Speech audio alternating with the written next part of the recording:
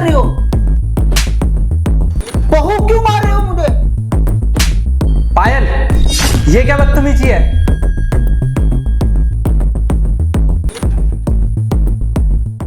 तुम्हारी हिम्मत कैसे हुई मेरे पापा पे हाथ उठाने की, वो भी मेरे घर में?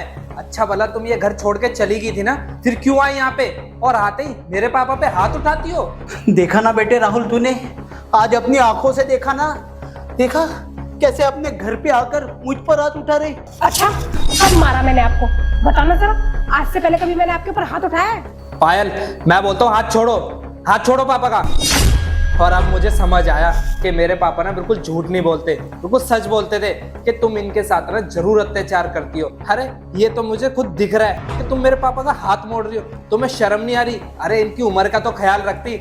माना कि तुम एक पुलिस वाले की बीवी हो, पर इसका मतलब ये नहीं कि तुम किसी के ऊपर भी कुछ भी करोगी। और हाँ, अगर तुम इस घर में अच्छे से रहती ना तो शायद तुम्हें ये घर छोड़ के जाना ना पड़ता, पर नहीं, तुम्हारे रंग ढंग ना मुझे अच्छे से दिख रहे हैं। अरे नहीं नहीं राहुल, पापा जी ना बिल्कुल झूठ बोल रहे हैं। और तुम्हें पता है, जब से हमारी शादी हुई है ना, मैंने तो इनका बहुत अच्छे से ध्यान रखा है। लगता है ना इन्होंने मेरी सेवा का कुछ और ही मतलब निकाल लिया। और इन्होंने जो हरकत की है ना, मैं तुम्हें बताऊंगी, तुम तो मुझ पर विश्वास ही नहीं कर पाओगे। मुझे तो लगता है, अरे लगता क्या, मुझे तो पक्का यकीन है कि इसका ना जरूर बाहर किसी के साथ चक्कर चल रहा है। ये ना तुझे धोखे में रख रही है। मैं तो कहता हूँ तू इसे ना डिवोर्स दे दे और छुटकारा पा ले, निकल दे इसे अपने घर से। ठीक है राहुल, तुम्हें मुझे डिवोर्स ही देना है ना, तो तुम खुशी खुशी डिवोर्स दे देना मुझे। लेकिन मैं तुम्हें कुछ दिखाना चाहती हूँ। ये देखने के बाद ना तुम डिसाइड करो कि अगर मुझे यहाँ से चले जाना है ना, तो मैं ऐसे चुपचाप चली जाऊंगी। ये लो।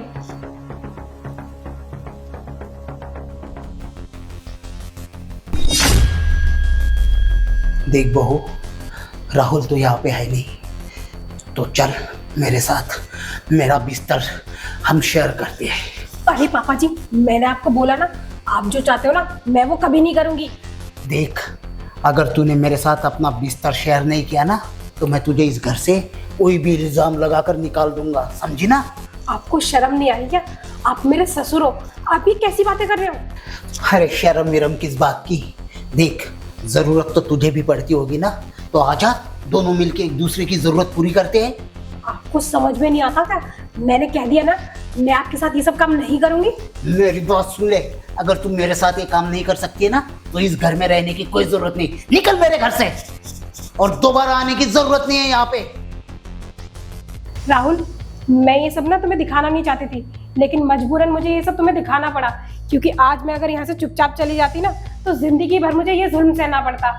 तुम्हें पता है, मैं कोई अपने आप यहाँ से नहीं गई थी, इन्होंने मुझे यहाँ से धक्के मार के निकाला था।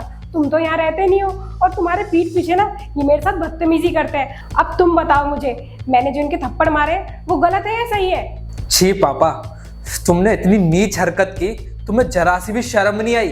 अरे वो भी किसी के घर की बेटी है, यहाँ पर अगर वो रहती है ना सिर्फ इसलिए ताकि आपकी सेवा कर सके। अरे मैं तो ड्यूटी पे बाहर रहता हूँ, फिर भी इसने कभी किसी चीज की यहाँ कमी नहीं होने दी।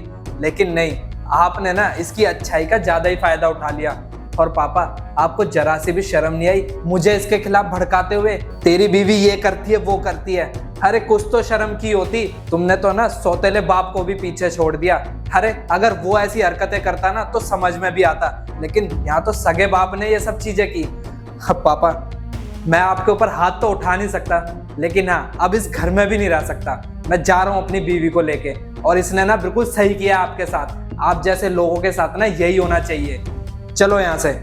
राहुल, राहुल मुझे माफ कर दे बेटे, राहुल मत जा मुझे छोड़ के, राहुल।